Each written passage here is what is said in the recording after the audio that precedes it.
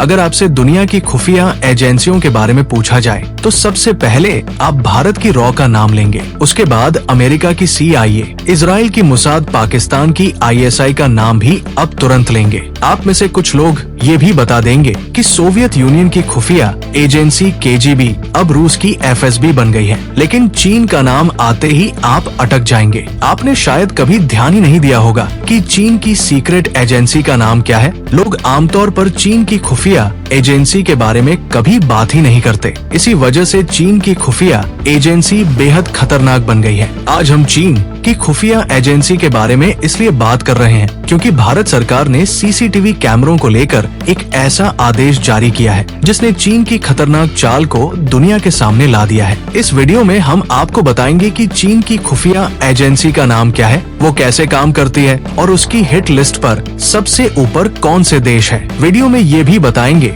कि कैसे अब भारत चीन की इस खुफिया एजेंसी पर टूट पड़ा है। दरअसल चीन की खुफिया एजेंसी का नाम MSS है। MSS यानी मिनिस्ट्री ऑफ स्टेट सिक्योरिटी। पहली बार जानकारी सामने आई है कि चीन की मिनिस्ट्री ऑफ स्टेट सिक्योरिटी किस तरह से काम करती है। मिनिस्ट्री ऑफ स्टेट सिक्योरिटी के जरिए चीनी कम्युनिस्ट पार्टी विदेशों में घटने वाली घटनाओं की निगरानी और उन्हें प्रभावित करने के लिए गुप्त एजेंट्स के एक विश्वव्यापी नेटवर्क को संचालित करती है। एक रिपोर्ट के मुताबिक चीनी खुफिया agency ministry of state security का काम अब सिर्फ पारंपरिक खुफिया जानकारी जुटाना नहीं है, बल्कि चीनी खुफिया एजेंसी तो इससे कहीं ज्यादा आगे निकल गई है। भारत समेत पश्चिमी देशों में चीन की खुफिया एजेंसियों ने कई क्षेत्रों में पकड़ बना ली है। चीनी एजेंट्स की टीम में अब टीचर्स, प्रोफेसर्स, बिजनेसमैन, सेलिब्रिटीज, पत्रकार, NGOs, एक्टिविस्ट और बुद्धिजीवी सब शामिल हो गए हैं। ये लोग चुपचाप चीन के लिए किसी भी देश में काम करते रहते हैं, चीन का एजेंडा फैलाते रहते हैं। चीनी खुफिया एजेंसी ने तो कई देशों की स्थानीय सरकारों में भी अपने लोगों को शामिल करवा दिया है। ये लोग सरकार में बैठकर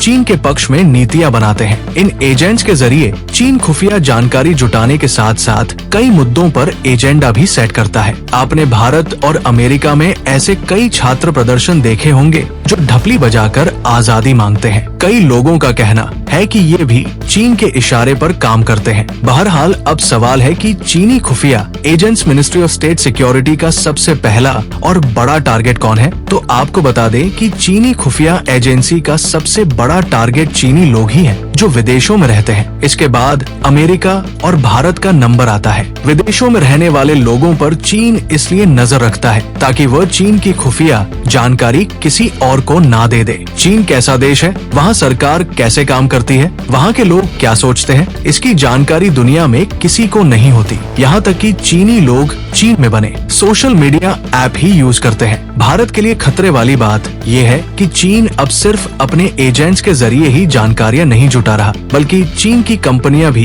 भारत की जासूसी कर रही है। चीनी गैजेट्स लगातार भारतीय लोगों के बिहेवियर और चॉइसेस पर नजर रखते हैं। ये गैजेट्स जानकारी जुटाते हैं कि भारत के लोगों की पसंद क्या है और नापसंद क्या है। इसी के बाद लोगों का ब्रेन वाश शुरू किया जाता है। बहरहाल चीन से बढ़ते जासूसी खतरों के बीच भारत सरकार ने इंटरनेट आधारित CCTV कैमरों के नियमों में एक बहुत बड़ा बदलाव कर दिया है। इसके तहत CCTV बनाने वाली चीनी कंपनियों को अपने हार्डवेयर, सॉफ्टवेयर और सोर्स कोड सरकारी लैब में परीक्षण के लिए जमा कराने होंगे। पिछले साल एक रिपोर्ट आई थी जिसमें कहा गया था कि चीन की कंपनियां भारत की जासूसी में शामिल हैं और इसके पीछे सबसे बड़ा हाथ चीन की खुफिया agency ministry of state security का है।